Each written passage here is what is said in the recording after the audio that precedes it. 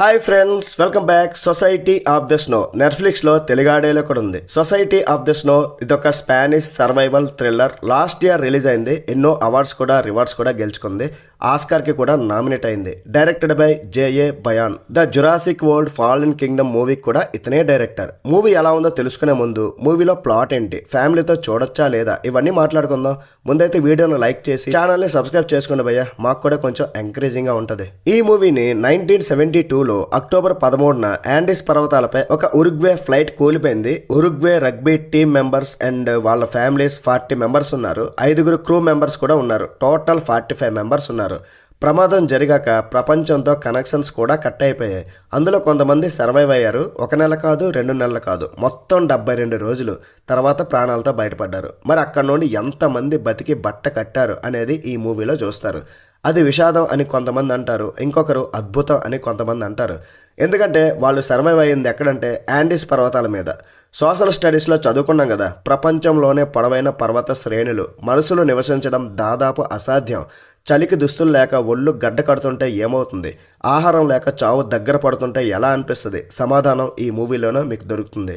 మనిషి నివసించడానికి కావాల్సింది నీరు, ఆహారంతో పాటు సరైన వాతావరణం. ఈ 3 కూడా అక్కడ లేవు. మరి వాళ్ళు బతకడానికి ఏం చేశారు, ఏం తిన్నారు, ఏం తాగారు, మంచు పర్వతాల మీద అసలు ఎలా ఉన్నారు, 72 రోజులు ప్రకృతితో ఎలా పోరాడారు, ఇవన్నీ కూడా మీరు మూవీలో చూస్తారు. అసలు ఆహారం కోసం ఒక డెసిషన్ తీసుకుంటారు, అది మాత్రం కేక్. అసలు నిజంగా ఎక్స్పెక్ట్ చేయలే. మరి మూవీ ఎలా ఉందంటే, నైట్ కొద్దిగా లేట్గానే స్టార్ట్ చేసా, 12 దాటిపోయింది, అసలు టైమే తెలియలేదు.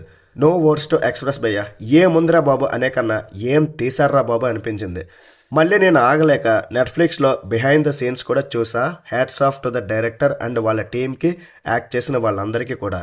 The great quality of film making అంటే ఇదే. సేమ్ ఇదే కాన్సెప్ట్తో 1993లో అలైవ్ అనే మూవీ కూడా వచ్చింది. దాన్ని కొంత రిఫరెన్స్ తీసుకున్నారు. ఈ మూవీని మాత్రం అస్సలు మిస్ అవ్వద్దు. నా నెక్స్ట్ రికమెండెడ్ లిస్ట్లో కూడా పెడతా. ఈ మూవీ చూసాక అలైవ్ 1993లో వచ్చింది, 30 ఇయర్స్ బ్యాక్. అది కూడా చూసేయండి. రెండింట్లో మీకు ఏది నచ్చిందో చెప్పేసేయండి.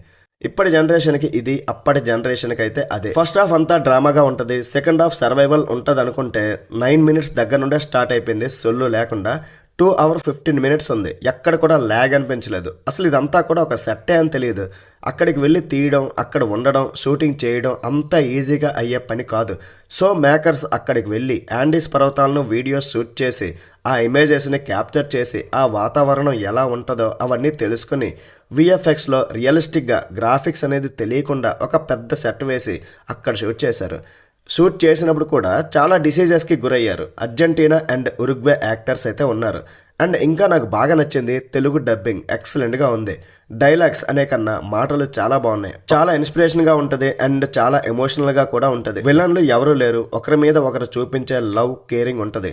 లాస్ట్కి ఎవరెవరు బతికారు అనేది వాళ్ళ పేర్లు చెప్తుంటే ఎక్కడో తెలియని ఆనందం, కళ్ళలో నీళ్లు తిరిగాయి. ఫ్యామిలీతో చూడొచ్చు, కానీ క్లైమాక్స్లో ఈ సర్వైవ్ అయిన కొంతమంది స్నానం చేస్తారు బట్టలు లేకుండా. అది మాత్రం స్కిప్ చేసుకోవాలి.